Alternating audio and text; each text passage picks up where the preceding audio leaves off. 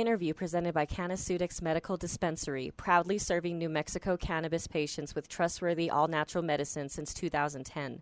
Welcome to Cage Minds. I'm Micah Frankel at the Jackson Wink Academy alongside Zach Atkins. It's going to be my pleasure to introduce him to you guys today.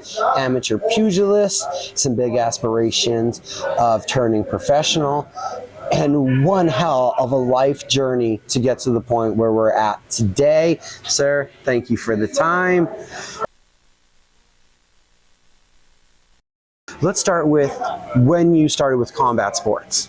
So I played baseball and basketball and soccer as a kid, and I got into boxing with one of my dad's friends coaching me when I was about 11 or 12, and I competed in amateur competitions then till I was about 14, and then I stopped competing because my life had gotten off the rails at that point.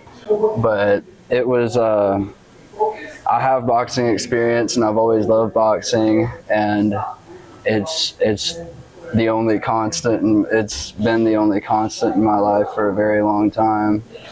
And but yeah, I was out of it for years, and I've been getting back into it past 8-9 months. What does off the rails mean? So when I was in middle school, I started struggling with depression and anxiety pretty badly. I just moved to a new school, and it was just, I fell in with the wrong crowd, and it turned pretty bad. I started drinking probably when I was 10, but I started drinking really heavily when I was about 12 or 13, and started smoking cigarettes, and that ruined my boxing cardio. And I just my priorities were so wrong back then. I was young, but that doesn't excuse it either. But it was a struggle for a long time. I started taking pills in high school when I was about 14, and mixing that with alcohol. And I mean, we were just doing anything to be bad kids. Like, that was what made me feel powerful. And it's a false sense of power. Like, this makes me feel much more powerful than that. It really does. So you got depressed, you found your gateway into substance abuse, basically. Yeah. And then that just continued down this path of abuse, and it sounded like even street fighting and whatnot. Street fighting. I mean, we were selling weed to support our habits, and that's not legal in Alabama, obviously. Like, obviously not back then. Not back then, for sure.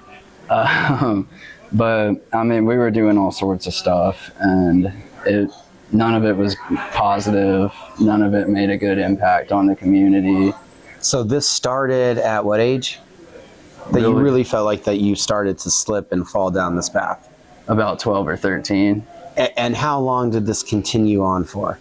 So I graduated high school, and I was still using pills and alcohol and other substances too. So you were able to, was this, no one wanted to address the situation? Did you keep it to yourself? How do you go 6 years in this path and still get through high school?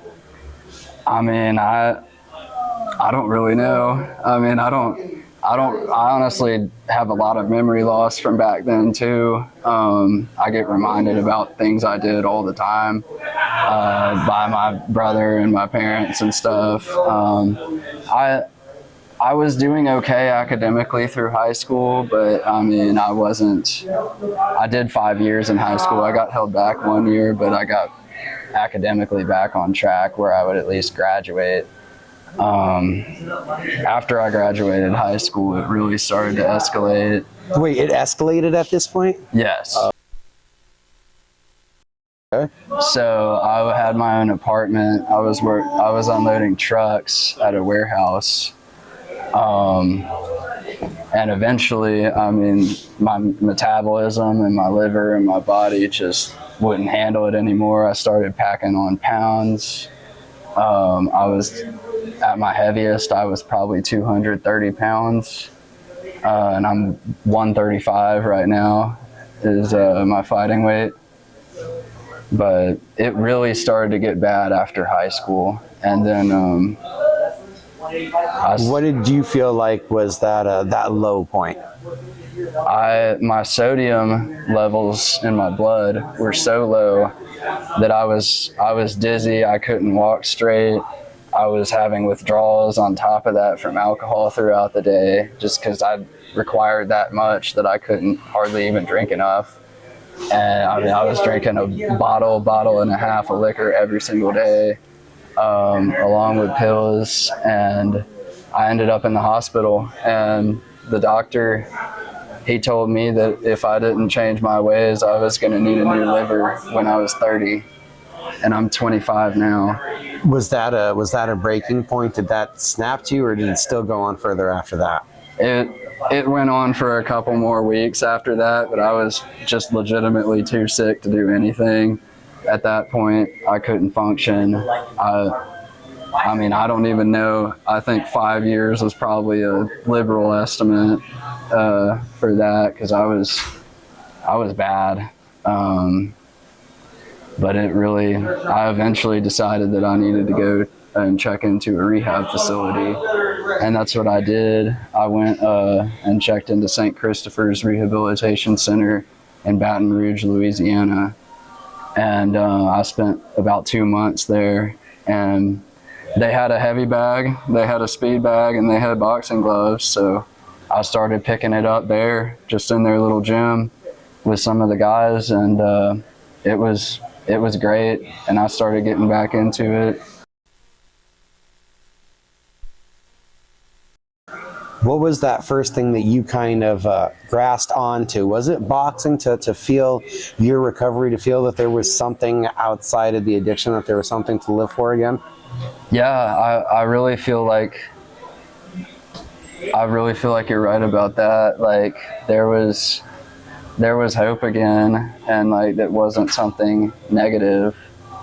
I had to get my mindset right, and focus on sobriety, and going to smart recovery meetings, recovery dharma, things like that. But my mindset was coming up along with my physical health, and I was able to get in okay physical shape in the gym there, and after that at the gym at my parents' house where I was living after that.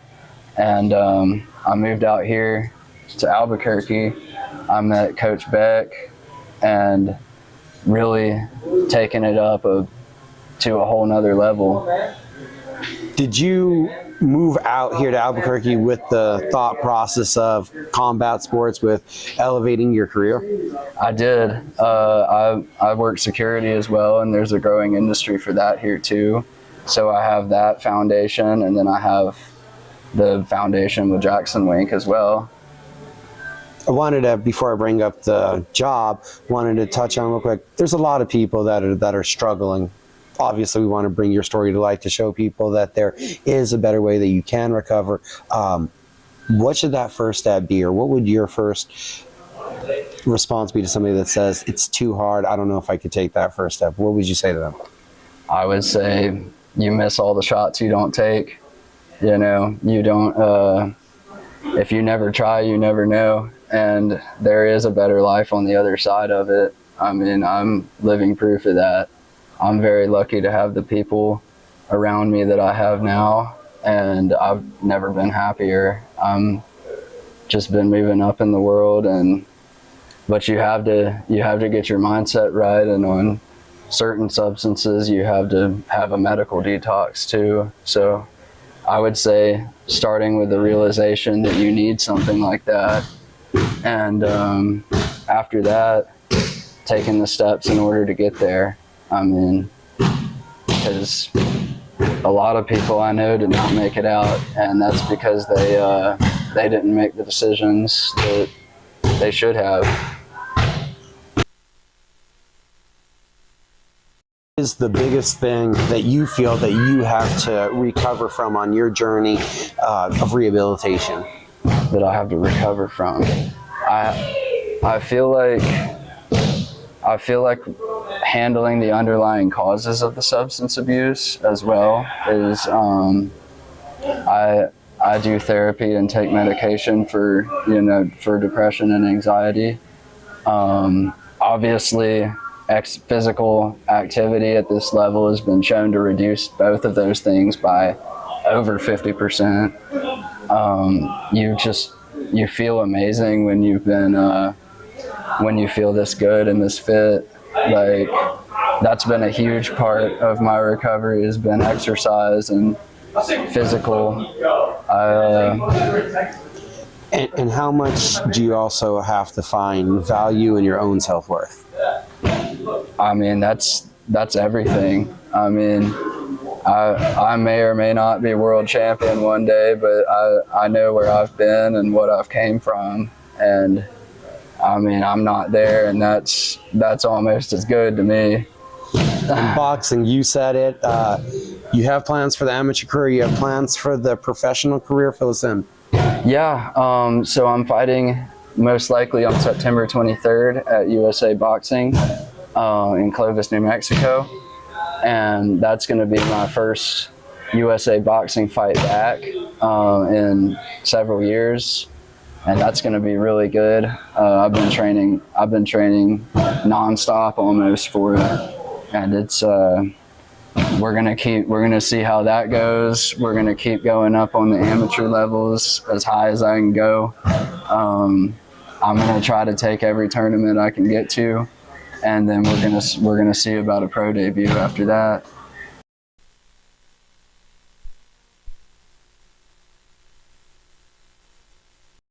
I'm really excited for all of it. The gym has been therapeutic, rehabilitative for you from what you were dealing with, from what you were overcoming. What was it like getting back into the gym, into a high-level environment like this?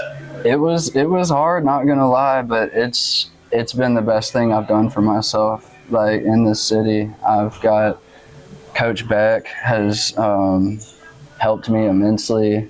The level of fighting, I mean, I'm just so much higher than I was even a few months ago.